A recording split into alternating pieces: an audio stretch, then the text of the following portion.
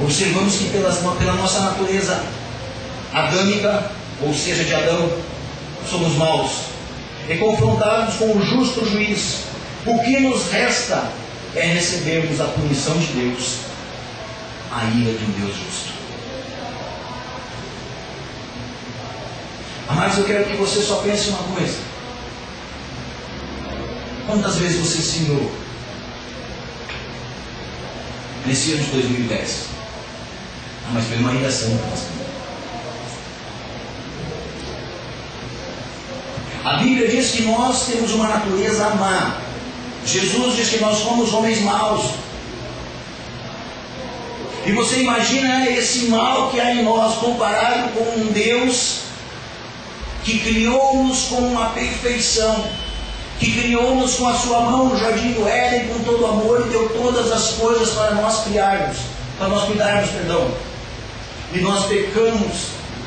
E Deus, amados, nos coloca, depois quando nós nascemos, vivemos com essa raiz de Adão. E Deus nos coloca numa família que nos ama.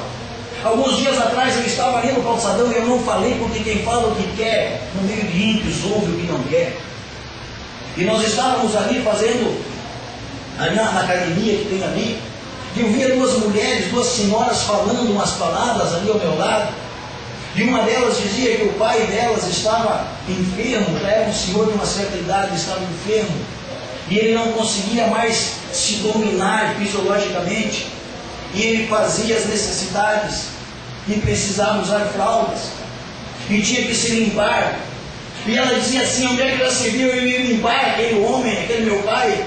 E me deu vontade de virar para aquela mulher e dizer assim: quantas vezes esse homem limpou você? Quantas vezes esse homem te amou? Quantas vezes esse homem pagou um preço para você ter vida e agora você diz que não pode limpá-lo? Amados, é assim que acontece com Deus conosco. Quantas vezes Deus nos limpou? Quantas vezes Deus nos carregou nas mãos dele? E nós somos maus e pecamos e vamos contra a natureza boa de Deus. Nós precisamos entender, amados, que Deus não é mau por natureza. Deus, Ele é mau aos nossos olhos, porque Ele é um reto juiz. E no seu julgamento, Ele vê a nossa maldade e Ele precisa trazer a punição severa.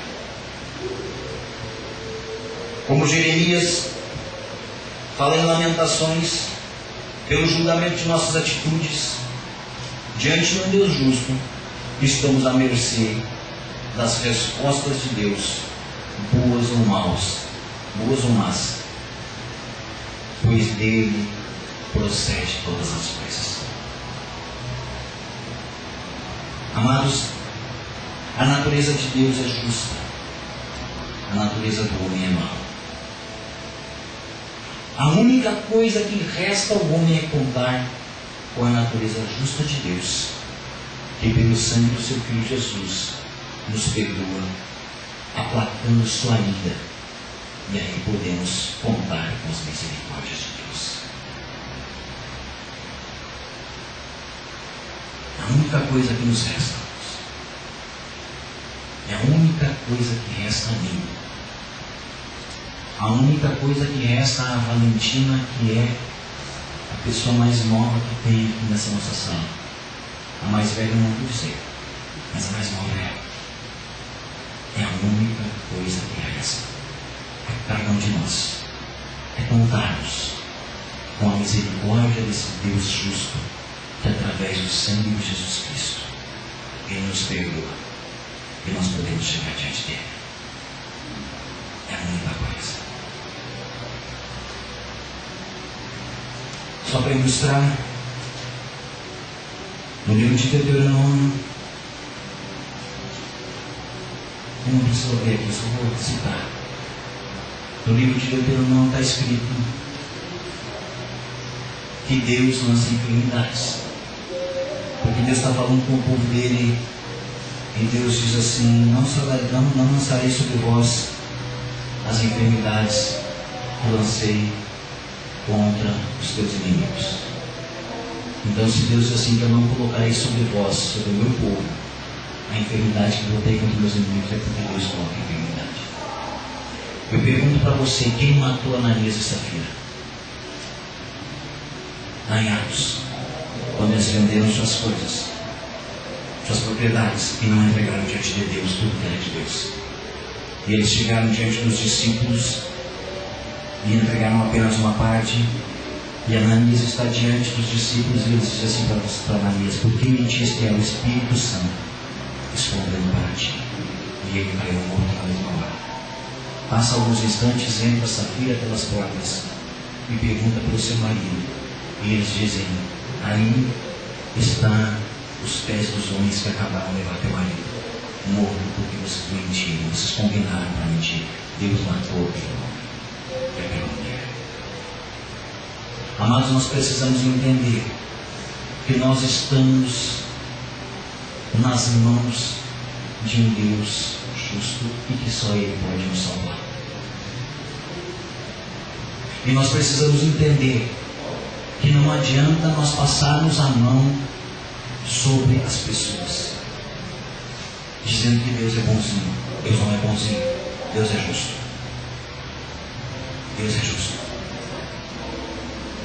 Nós dizemos que Deus é bonzinho e nós passarmos a mão em cima dos pecados. Eu falava essa semana, eu comentava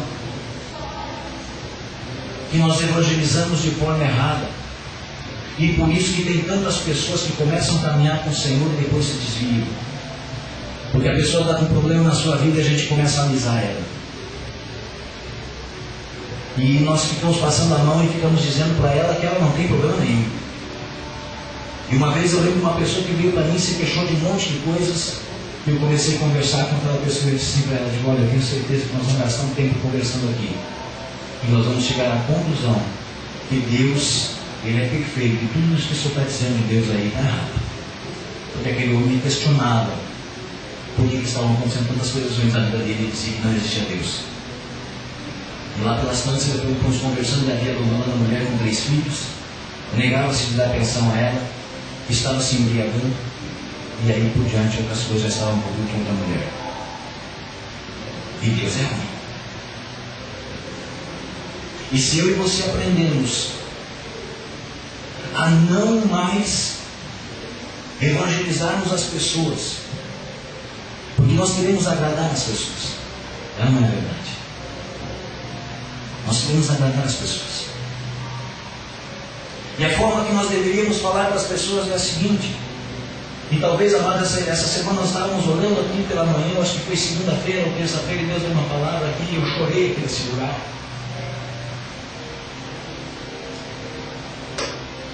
Eu comentei isso com um outro pastor amigo meu, que é uma pessoa muito sábia, e ele disse assim: na hora que tu sabe que tu está começando a andar por um caminho que você não vai juntar gente.